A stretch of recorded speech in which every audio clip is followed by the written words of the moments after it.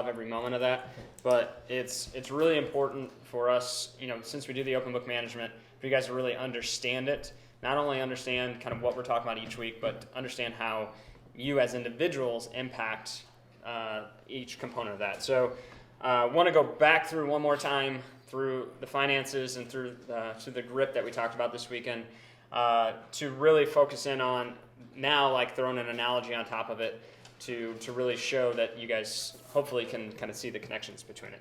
So once again, let's go back through how do we get from top line to bottom line. So what's the very top line? What do we track each week? Revenue, right? Minus what? Minus cost of goods sold, which gets us what? Gross profit. Gross profit.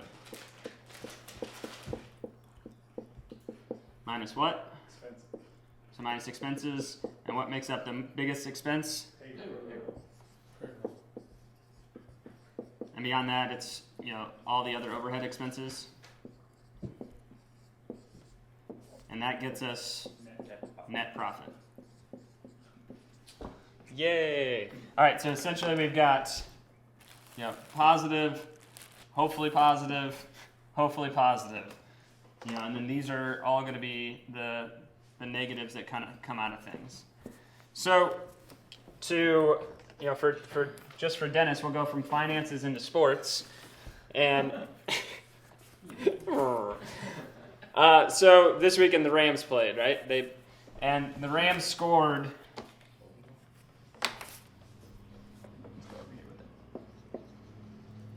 The Rams scored 15 points. Is that good or bad? Bad. Depends. It depends, right? Because they played the Bills, who scored 12 points. It's good. It's good because now they've got a +3 margin of victory, right? So they won. In sports, especially the NFL, win by 1, win by 100, it's still a victory. All right. So what if several weeks ago when the Rams played in London, they played the Patriots. I think the Rams scored 15 points. The Patriots scored 45 points. Now is that 15 good or bad? It's bad. And so that comes over back to here. And when we say that really revenue and truly even gross profit, it doesn't matter what the top line is. So let's just kind of focus from like here down for this standpoint, because these are pretty much it is what it is. So when we have gross profit, we don't know specifically is it good or bad until we take out expenses and then we have our net profit here at the end. And so when it comes from here to here, like I said, the margin of victory in professional sports doesn't matter, but in college sports and NCAA, it actually does matter. And so in business, this also matters. And so this is where you want to start to see how can you make that margin of victory larger. And so let's add a couple zeros on the end of this. And so if the Rams' gross profit was $1.5 million, and the Bills, let's just focus on payroll specifically, were $1.2 million, right? Because that was 1.5, 1.2. So what does that make net profit? $300K. So that makes net profit $300K. And so if here now we're focused on margin, and in business, what is that? It's called profit margin, right? So what's our margin there? 301.5 is 20%, which is kind of in alignment with what a healthy business should try to have, about a 20% profit margin. So if the Rams wanted to increase their margin, what are the ways that can be done? So they could have scored a touchdown, they could have had a field goal. Nothing. Let's just focus on the easy ones. Safety and other stuff. Okay, yeah. If they wanted to lose that margin, they either let up a field goal or let up a touchdown. And so that's how they can spread this margin fundamentally. Now, how does that reflect then on the scoreboard? And so there's really, at this point, there's, more or less there's 4 ways that they can increase the margin of this score. Is they could score a touchdown and not let them score anymore. So then it would be, so if the first way was to do that, so then that would be the Rams score a touchdown or a field goal, and the Bills don't. So it would be 22-12, right? What would be another way that they could increase the margin? So let's just say that Rams scored, Bills didn't. So what would be another way? Can we do it retroactively? Can they have had better defense at the beginning? Yes. Okay, then better defense at the beginning. All right. So then Let them score. the Rams could have held the same, but the Bills scored 1 less touchdown. What else? How else could they have increased their margin of victory?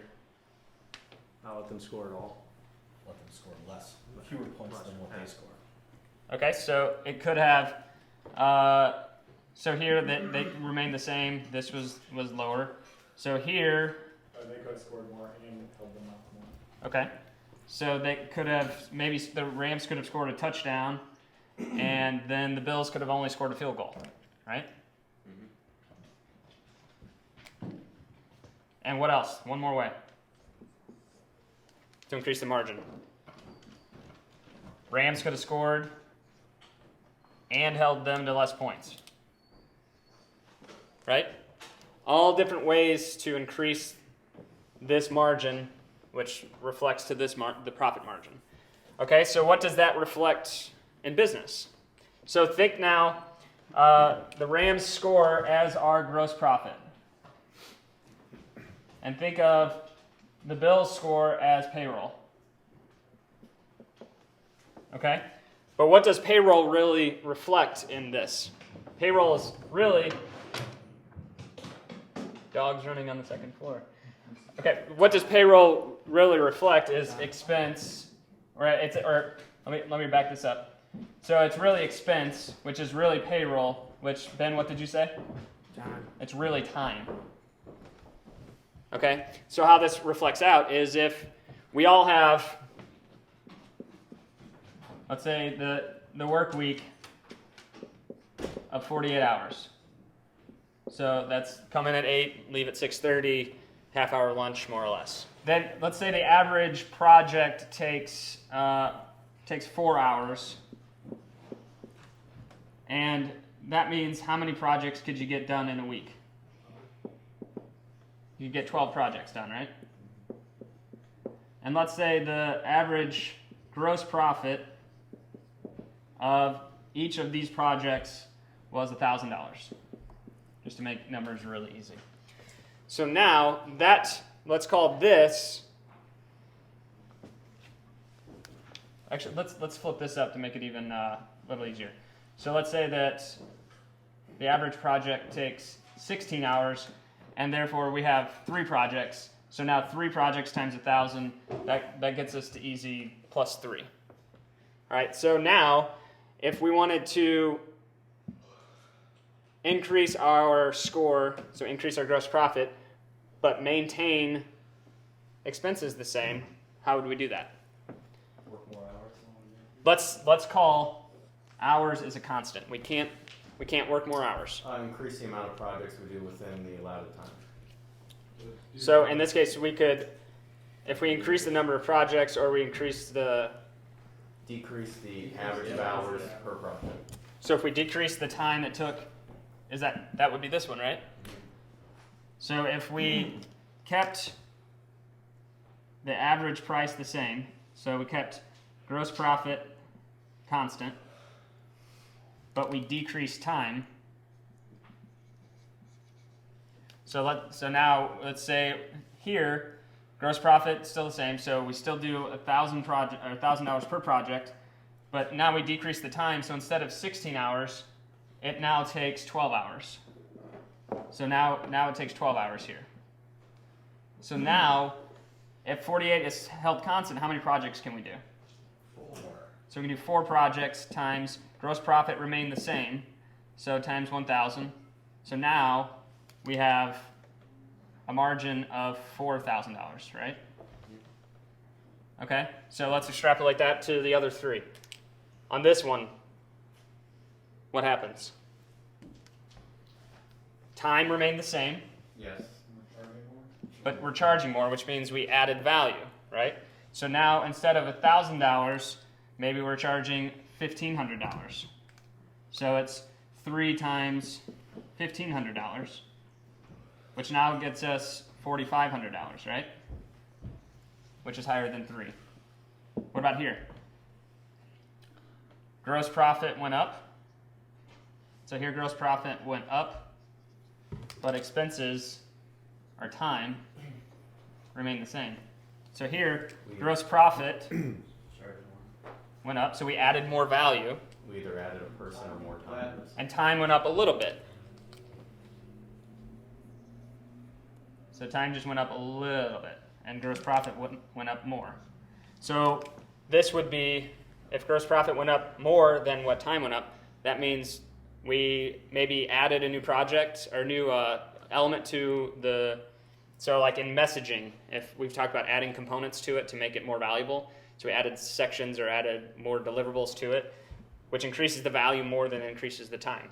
So now if here the gross profit went from $1,000 to $1,500, or let's say $2,000, and then time just went up a little bit, so now instead of 16, it takes 20. So it's going to be, or what would be the next one up for 3, 4, 5, 6, 8? So so now it cuts down the number of projects to 4 or to 5, whatever. You get my idea. All right. So the last one down here, 22 to 5. So now we increase gross profit and we decrease time.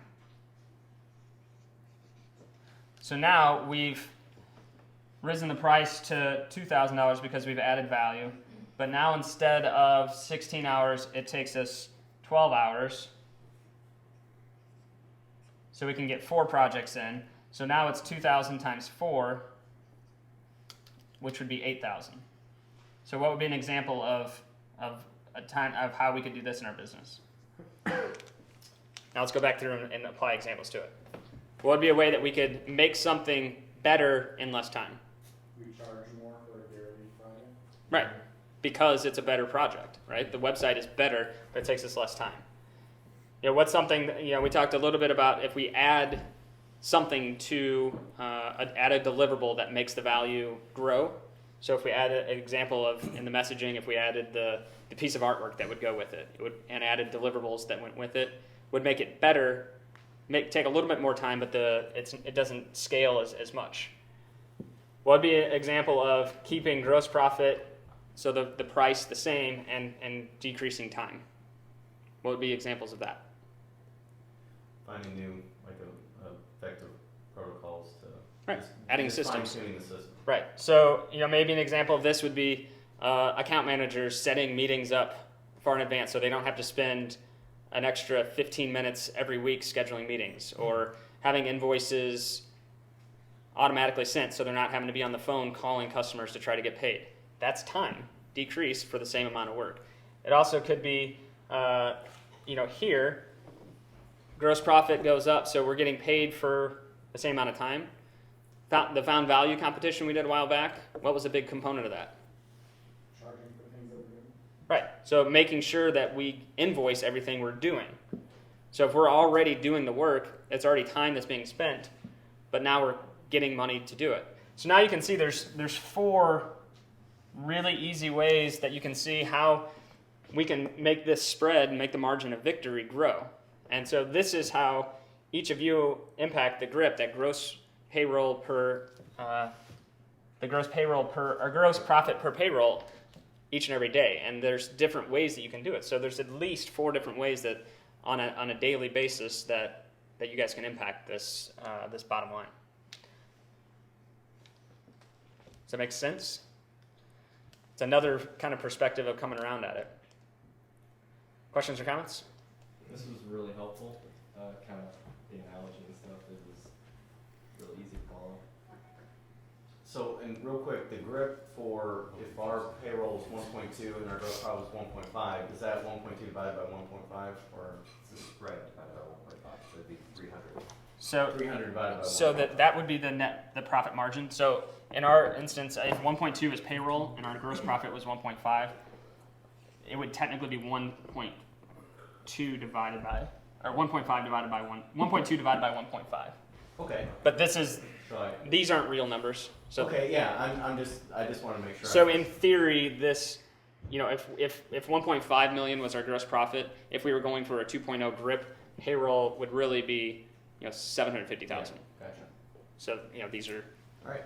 made up numbers. Bob? So it's kind of interesting because it seems to me that the fourth step isn't necessarily always the best. I mean, unless I'm getting it wrong. Because it would seem like when we start doing something at first, that really is like the third step because it's taking us more time to do it. And then eventually we work our way to the point where we've got more and more systems in place. And now we've got number 4, if that's true. And 1 and 2 being kind of like middle of the road, like in between. So really what it comes down to is if you're over here, these are kind of knobs, dials, and wheels kind of ideas. And so this combination would be a big wheel change. Big wheel changes are good if done right, but they can also, big wheel changes can also lead to disaster. These other ones are more fine-tuning, maybe big knobs, little dials. The more margin you can kind of create, the greater risk, the greater reward. And so these are kind of the low-hanging fruit to do your knob and dial changes. Because really in business, if you're not improving, if you're not growing, you're dying. If you're not improving, you're getting worse. So if you're not making little improvements all the time, that's the cost of, you have to be pushing against the defense in order to not go backwards. And so, like in football, every player has their position and every position has its purpose, just like in a company. And I heard one offensive coordinator say that every offensive play is designed to score a touchdown every single time. But that means every person on the offense has to outperform every person on defense. But if one person on defense outperforms one person on offense, it's not going to be a touchdown. And so that's where, all of these happen when we are working together as a team to cohesively outperform the defense, which is time.